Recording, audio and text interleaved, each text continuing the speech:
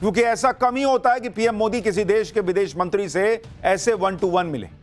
लेकिन जिस तरह से चीन भारत को अहमियत दे रहा है, संबंध सुधारने की कोशिशें कर रहा है, उसको देखते हुए पीएम मोदी ने भी चीन के विदेश मंत्री को मुलाकात का वक्त दिया।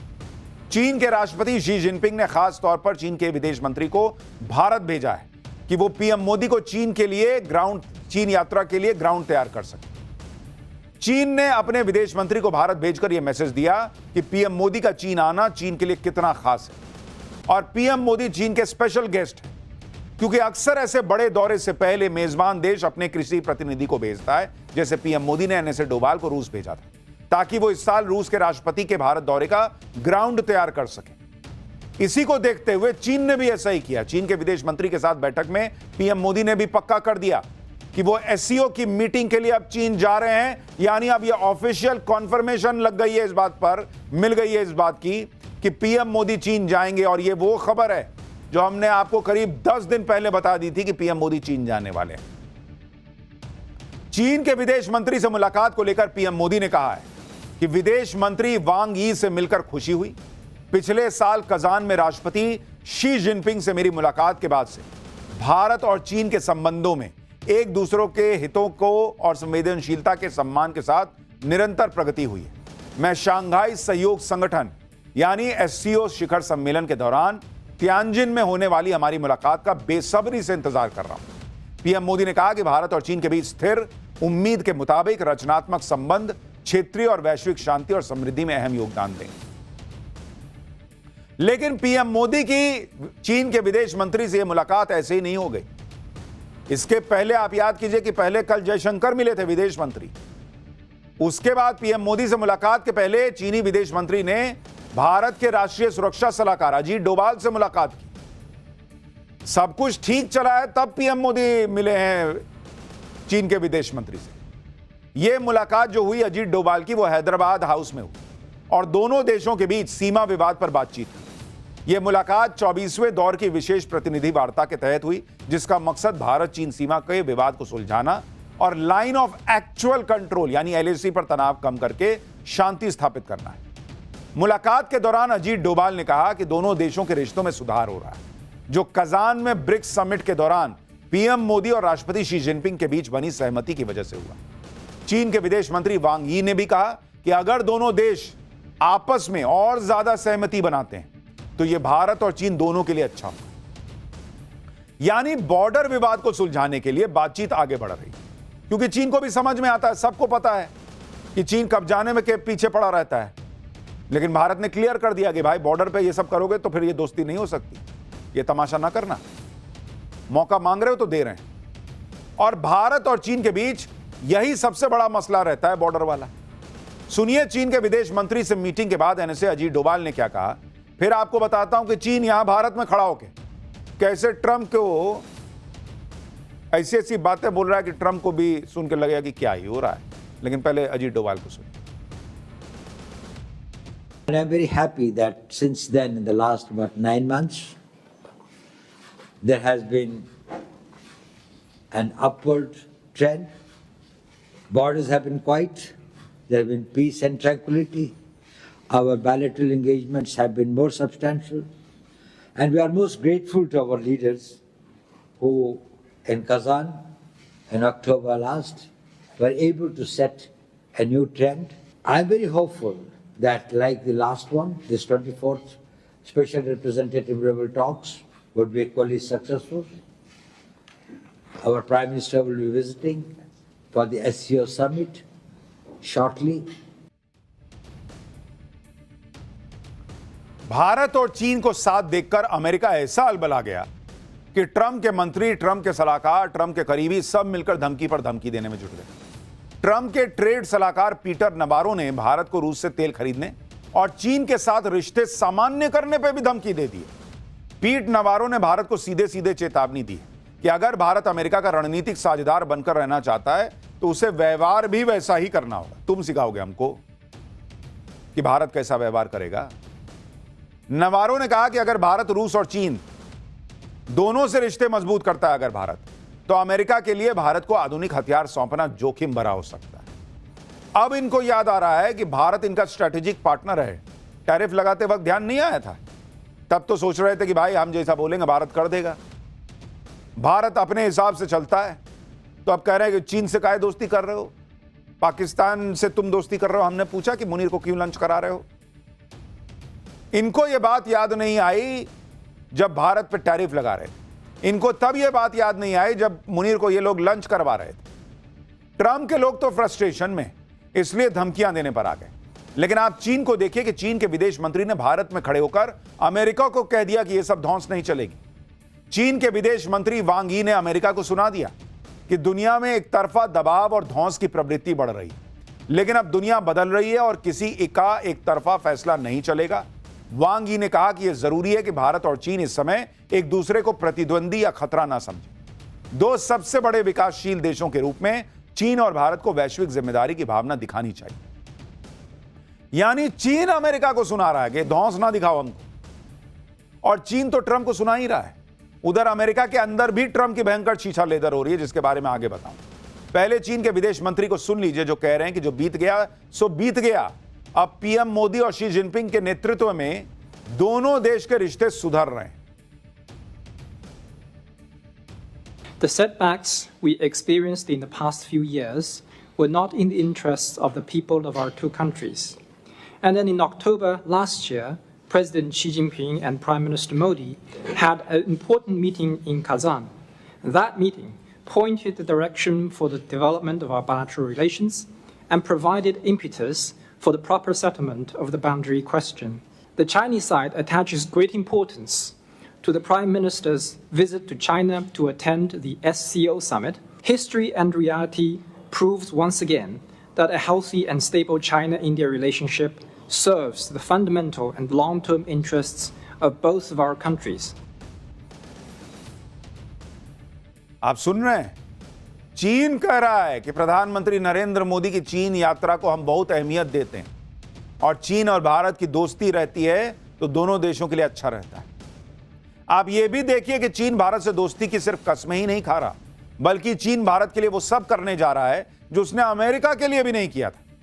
जिस रेयर अर्थ के लिए अमेरिका चीन से गिड़गिड़ा रहा था, वो रेयर अर्थ चीन अब भारत को देने के लिए एक झटके में तैयार हो गया है। रेयर अर्थ हो या फिर फर्टिलाइजर हो या फिर हेवी मशीनरी हो, चीन ने साफ इशारा कर दिया है कि वो भारत से दोस्ती के लिए कुछ भी करने के लिए तैयार है। इसी साल अप्रैल में चीन ने रेयर अर्थ मैग्नेट्स के निर्यात को सीमित कर दिया था।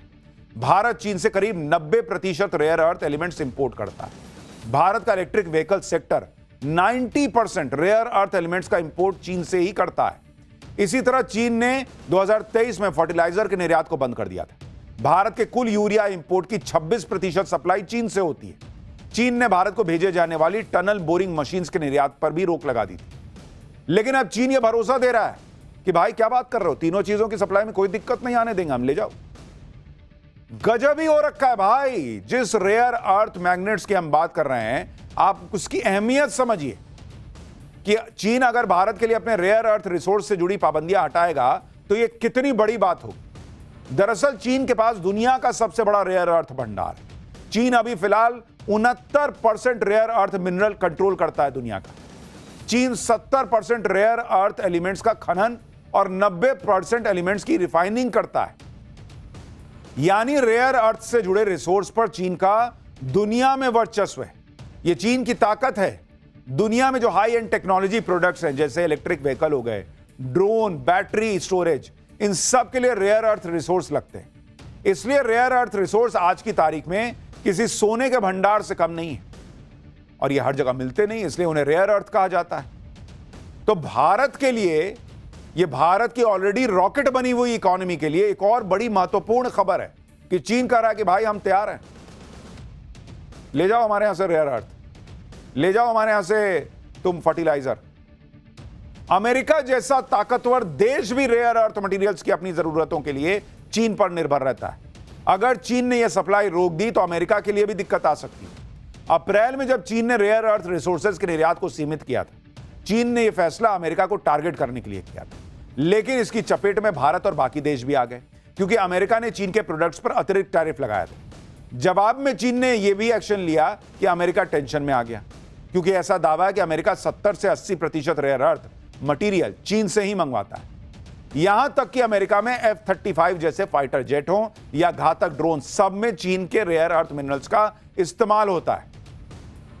इसलिए भी ट्रंप की हैसियत नहीं होती कि वो चीन पर कहे कि मैं तुम पे इतना एक्स्ट्रा टैरिफ लगा रहा हूं, वो लगा रहा हूं। बहुत सोच के बोलना पड़ता है, क्योंकि उनको पता है कि रेयर अर्थ नहीं मटेरियल नहीं मिलेगा तो अमेरिका में भी बवाल मच जाएगा। अमेरिका के लिए रेयर अर्थ रिसोर्स कितने अहम है, इसे आप इसी बात से समझ सकते हैं कि जून में जब डोनाल्ड ट्रंप ने यह दावा किया कि उन्होंने चीन से डील कर ली, तब ट्रंप ने कहा था कि चीन अमेरिकी कंपनियों को रेयर अर्थ एलिमेंट देगा और बदले में अमेरिका चीन के छात्रों को अमेरिकी कॉलेज में पढ़ने की इजाजत देगा। लेकिन अब चीन बिना किसी शर्त के अपने रेयर अर्थ रिसोर्सेज के दरवाजे भारत के लिए खोलने को तैयार हो गया। जाहिर है चीन के इस ऐलान से ट्रंप को बहुत बड़ा झटका लगेगा, क्योंकि ट्रंप सोच रहे थे कि हम डेड इकोनॉमी बोल देंगे, टैरिफ लगा देंगे, भारत की इकोनॉमी गिर जाएगी। बड़ी बड़ी एजेंसियां कह रही हैं कि कोई फर्क नहीं पड़ रहा भारत को, और जो थोड़ा बहुत फर्क पड़ेगा, नरेंद्र मोदी ने जीएसटी में रिफॉर्म से ही उससे कहीं ज्यादा का मामला सेट कर दिया है। और अब अगर ये रेयर अर्थ मिलना शुरू हो गया, फर्टिलाइजर्स की सप्लाई बढ़ गई, तो भारत का कृषि क्षेत्र से लेकर भारत का बाकी इंफ्रास्ट्रक्चर और बाकी जो बिजनेस है वो भी इतना तेजी से बढ़ेगा कि ट्रंप के टैरिफ का कोई फर्क ही नहीं पड़ना बॉस। और दोस्ती के लिए एक कदम आगे बढ़ाते हुए अगर चीन भारत को रेयर अर्थ मैग्नेट्स की सप्लाई करेगा, वो एक तरफ भारत से दोस्ती निभाएगा और ट्रंप से दुश्मनी, क्योंकि अमेरिकी राष्ट्रपति ट्रंप ने भारत पर टैरिफ लगाया हुआ है। ट्रंप को लग रहा है कि इससे भारत की अर्थव्यवस्था पर असर पड़ेगा। दूसरी तरफ चीन अगर रेयर अर्थ एलिमेंट्स को लाकर भारत की मदद करेगा, देकर भारत की मदद करेगा, तो भारत की अर्थव्यवस्था को और ज्यादा रफ्तार मिलेगी। आज ही संसद में वाणिज्य और उद्योग राज्य मंत्री जितिन प्रसाद ने माना कि रेयर अर्थ मैग्नेट्स पर चीन की पाबंदियों की वजह से भारत को नुकसान हो रहा है। भारत की घरेलू इंडस्ट्री प्रभावित हो रही है, सप्लाई चेन रुकी हुई है, इलेक्ट्रिक व्हीकल मैन्युफैक्चरर्स को दिक्कतें आ रही हैं। मंत्री जितिन प्रसाद ने यह भी बताया कि रेयर अर्थ एलिमेंट्स की सप्लाई के लिए भारत दूसरे देशों से बात भी कर रहा है।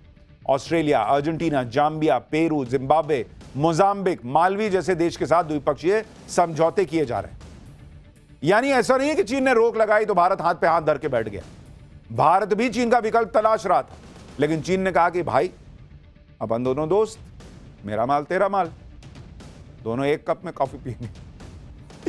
मतलब ऐसा वाला हिसाब है, लेकिन ले जाओ वैसा वाला चीज अभी चल रही है। इतना ही नहीं, मोदी सरकार खुद भी रेयर अर्थ मटेरियल की खोज में लगी हुई। जैसे अरुणाचल प्रदेश में रेयर अर्थ एलिमेंट्स का बड़ा भंडार मिलने का दावा किया गया। जून में मिनिस्ट्री ऑफ माइंस ने अरुणाचल प्रदेश के पापुम पारे जिले में नियोडीमियम का भंडार मिलने का अनुमान जताया है। नियोडीमियम एक अहम रेयर अर्थ एलिमेंट है जिसका इस्तेमाल इलेक्ट्रिक वाहनों में किया जा सकता है। इसी तरह असम और मेघालय में भी रेयर अर्थ एलिमेंट से भरपूर मिट्टी मिली है। मध्य प्रदेश के सिंगरौली में भी रेयर अर्थ एलिमेंट्स के भंडार मिलने की उम्मीद है। स्वतंत्रता दिवस पर पीएम मोदी ने इसका जिक्र भी किया था। उन्होंने बताया था कि कैसे देश के 1200 से ज्यादा स्थानों पर क्रिटिकल मिनरल की खोज ऑलरेडी चल रही है। एक बार उसको भी सुनिए, फिर बताता हूं कि और क्या चीन ऐसा कर रहा है जो भारत के लिए बहुत बड़ी खुशखबरी है।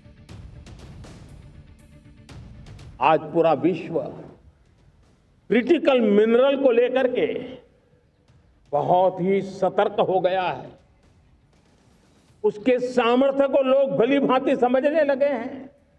कल तक जिस तरफ ज्यादा ध्यान नहीं था, वो आज सेंटर स्टेज पे है। हमारे लिए भी क्रिटिकल मिनरल्स में आत्मनिर्भरता बहुत अनिवार्य है। एनर्जी का सेक्टर हो, इंडस्ट्री का सेक्टर हो, रक्षा क्षेत्र हो, टेक्नोलॉजी के हर क्षेत्र हो, आज क्रिटिकल मिनरल्स की टेक्नोलॉजी के अंदर बहुत अहम भूमिका है। और इसलिए नेशनल क्रिटिकल मिशन हमने लॉन्च किया है। 1200 से अधिक स्थानों पर खोज का अभियान चल रहा है और हम क्रिटिकल मिनरल में भी आत्मनिर्भर बनने की दिशा में आगे बढ़ रहे हैं। रेयर अर्थ एलिमेंट्स के अलावा चीन ने फर्टिलाइजर की सप्लाई को लेकर भी भारत को भरोसा दिया है। भारत दुनिया में फर्टिलाइजर का सबसे बड़ा आयातक है, इंपोर्टर है।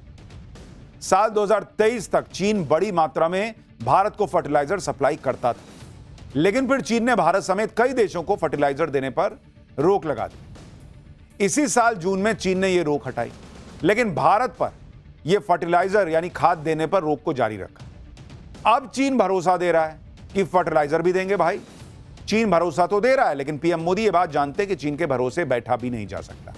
स्वतंत्रता दिवस पर पीएम मोदी ने इस बात पर भी जोर दिया था कि फर्टिलाइजर के मामले में भी भारत को आत्मनिर्भर बनना होगा।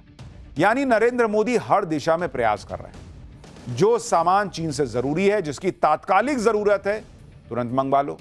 साथ साथ दूसरे इंटरनेशनल मार्केट देखते रहो, जिससे किसी एक देश पर निर्भरता कम हो सके कि कल को वो कहे कि नहीं हम नहीं देंगे। तो भैया उतने देर में अपना मामला सेट करो, अपना हिसाब रखो। तीसरी बात, खुद अपने देश में उत्पादन करना, आत्मनिर्भर बनना, जिससे जरूरी चीजों पर को लेकर दूसरों पर डिपेंडेंसी कम हो सके। भाई भारत की ताकत तो दुनिया देख रही है कि चीन तक जो है वो दोस्ती करना चाहता है भारत से, और ये बराबरी की दोस्ती करना चाहता है। चाइना जैसा नहीं कि पाकिस्तान जैसा नहीं कि पैसा फेंका, तुम्हारा इतना माल खरीद लिया, ये सड़क हमको दे दो, ये हम ये बना देंगे, वो बना देंगे। चीन और भारत आपस में मिलकर बराबरी के साथ काम करने पर तैयार हो रहे हैं। पुतिन भी कहीं जाते हैं तो भारत से बात करके ही जाते हैं, लेकिन दूसरी तरफ ट्रंप की हालत आज देखिए क्या हो गई। भाई पूरा दरबार लगाकर बैठे हैं, खुद को दुनिया का बादशाह समझ रहे हैं, लेकिन सुनने को कोई तैयार नहीं। जिन डोनाल्ड ट्रंप का नाम लेकर यहां पर राहुल गांधी और उनका इकोसिस्टम उछलता रहा कि ट्रंप ने भारत का पाकिस्तान का सीजफायर करवाया, अगर उनकी इतनी ही धौंस चलती है तो रूस यूक्रेन का सीजफायर भी करवा देते। पुतिन को भी तो बुला ही थे, फिर जेलेंस्की को भी बुला लिए, यूरोप के सारे नेताओं को बुला लिए। लेकिन लोग हंस रहे हैं कि इस मीटिंग में ट्रंप की सबसे बड़ी कामयाबी यह थी कि जेलेंस्की सूट पहन के आ गया। बस इतना ही हासिल कर पाए ट्रंप। सीज फायर भी ट्रंप नहीं करवा सके, युद्ध रोकना तो दूर की बात है, सीज फायर भी नहीं हुआ। आज की डेट में ट्रंप कहने लगे हैं कि मैं तो सीज फायर करवाता ही नहीं, मैं तो पूरा युद्ध रुकवाने का ठेका लेता। जब से ट्रंप को पुतिन ने धोया है और उसके बाद जब से जेलेंस्की और यूरोप के सारे नेताओं ने ट्रंप की अकड़ निकाली है, तब से ट्रंप सीजफायर का नाम लेने से ही चक रहे हैं। ट्रंप कह रहे हैं कि सीजफायर, मैं तो सीजफायर का वर्ड भी यूज नहीं करता। सुनिए एक बार इन भाई साहब को, जो दुनिया में सीजफायर के सबसे बड़े चैंपियन बने घूम रहे थे, और यहां राहुल गांधी और कांग्रेस गिनते थे कि ट्रंप ने कितनी बार कह दिया कि उन्होंने भारत और पाकिस्तान के बीच सीजफायर कराया। सुनिए वही ट्रंप आज सीजफायर के बारे में कह रहे कि मैं सीजफायर क्या बात कर रहा हूं, मैं तो कभी नहीं कराया। Last week you warned of what you called severe consequences if a 30-day ceasefire or any type of ceasefire were not agreed to by Russia. Will there be severe consequences? Does that change because of I your don't meeting think with you need a President Putin? ceasefire. You know, if you look at the 6 deals that I settled this year, they were all at war. I didn't do any ceasefires. But if you look at the 6 deals that we made peace and you know, long-term, long-running wars, I didn't do any ceasefires. ये वही Trump है जो कहते रहते थे कि भारत पाकिस्तान का ceasefire उन्होंने करवाया। सीजफायर का नाम न जाने कितनी बार ट्रंप ने लिया होगा। इसी पर कांग्रेस और इंडी गठबंधन का इकोसिस्टम नरेंद्र मोदी को घेर रहा था, नरेंद्र सरेंडर कह रहा था। लेकिन अब ट्रंप कुछ और ही कह रहे हैं। सुनिए पहले ट्रंप क्या कहते थे, अब क्या कह रहे हैं। An immediate ceasefire, I think a permanent one, between India and Pakistan. If you look at the 6 deals that I settled this year, they were all at war. I didn't do any ceasefires. यानी Trump ने आखिरकार मान लिया कि उन्होंने कोई ceasefire नहीं कराया आज तक, और इसलिए जो भारत का पक्ष था वो साबित होता है कि भारत और पाकिस्तान के बीच सीजफायर भारत के मनमर्जी से हुआ है, ट्रंप के कहने से नहीं हुआ। और आज ट्रंप ने मान लिया। ये बातें ट्रंप इसलिए कह रहे हैं क्योंकि सबको पता है कि सीजफायर करवाना कोई खेल नहीं। भारत पाकिस्तान का सीजफायर इसलिए हुआ क्योंकि पाकिस्तान खुद से आकर गिड़गिड़ाया था। लेकिन ट्रंप बिना बात के सीजफायर के चैंपियन बन गए और क्रेडिट के खेल में भारत पाकिस्तान के बीच सीजफायर की बात आए दिन करने लगे। अब इन्हीं ट्रंप से यूक्रेन और रूस का सीजफायर नहीं हो पा रहा, क्योंकि पुतिन ने ट्रंप को कह दिया कि रूस सीजफायर कर लेगा, लेकिन यूक्रेन को क्रीमिया और डोनबास वापस नहीं करेगा। लेकिन जेलेंस्की ने भी कह दिया कि यूक्रेन कभी भी क्रीमिया समेत अपने किसी जमीन पर दावा नहीं छोड़ेगा। ट्रंप ने जेलेंस्की को लालच दिया कि यूक्रेन नेटो में शामिल नहीं होगा, फिर भी अमेरिका उसकी सुरक्षा की गारंटी ले लेगा। लेकिन जेलेंस्की ने भी कह दिया कि रूस ने युद्ध शुरू किया था, अब इसे खत्म करना भी उसी की जिम्मेदारी। दरअसल ट्रंप को युद्ध विराम करवाने और फिर उसका क्रेडिट लेने का चस्का लगा हुआ था। इसके लिए वो किसी भी हद तक जाने को तैयार रहते थे। ट्रंप इस फिराक में थे कि किसी भी तरह रूस यूक्रेन जंग रुकवा दें और उसका क्रेडिट लूट लें। ट्रंप को लगा था कि वो ज़ेलेंस्की को धमकी देकर कहेंगे कि रूस ने जो कब्जा कर लिया है छोड़ दो, और ज़ेलेंस्की मान जाएंगे। लेकिन जब ऐसा नहीं हुआ तो ट्रंप कहने लगे कि अगर ज़ेलेंस्की नेटो सदस्यता की जिद छोड़ दें तो यूक्रेन की सिक्योरिटी की गारंटी अमेरिका ले लेगा। लेकिन ट्रंप पर कोई भरोसा करने को तैयार नहीं। इसलिए आप देखिए कि ट्रंप से मुलाकात के दौरान ज़ेलेंस्की के साथ यूरोपीय देशों के नेता भी मौजूद थे, ताकि ट्रंप ज़ेलेंस्की को धमका ना पाए। पूरी दुनिया समझ चुकी है कि ट्रंप को सिर्फ अपना मुनाफा दिखता है, उन्हें सिर्फ डील की बातें समझ में आती हैं। इसलिए ज़ेलेंस्की ने यूरोपीय देशों के साथ मिलकर ट्रंप को एक डील ऑफर की। ऑफर यह है कि यूक्रेन अमेरिका से 8,70,000 करोड़ रुपए के हथियार और ड्रोन खरीदेगा। यूक्रेन को यह पैसा यूरोपीय देशों से मिलेगा, लेकिन शर्त यह होगी कि अमेरिका को यूक्रेन को सिक्योरिटी की गारंटी देनी पड़ेगी। सिक्योरिटी गारंटी के तहत यूक्रेन ने अमेरिका से कम 10 पैट्रियट एयर डिफेंस सिस्टम की डिमांड की है, ताकि वो रूसी हमलों से अपने शहरों और बुनियादी ढांचों की सुरक्षा कर पाए। अब आप सोचिए, ट्रंप युद्ध रुकवाने निकले थे, सीज फायर तक करा नहीं पा रहे, और इस मीटिंग में निकला क्या कि यूक्रेन अमेरिका से 8 लाख करोड़ का हथियार खरीदेगा, बस, और हथियार की डील करके हो गए शांत। इसी ऑफर को सुन के ट्रंप के तेवर ढीले पड़ गए। वो भाई सीज फायर करवाना भूल गया, उनको पैसा दिखने लगा बिजनेसमैन को, क्या अरे यार 8 लाख करोड़ का हथियार कर देगा, लाओ लाओ इधर लाओ। ट्रंप कहने लगे कि सीज फायर होना या ना होना तो ज़ेलेंस्की और पुतिन पर निर्भर करता है, वो तो सिर्फ शांति चाहते हैं।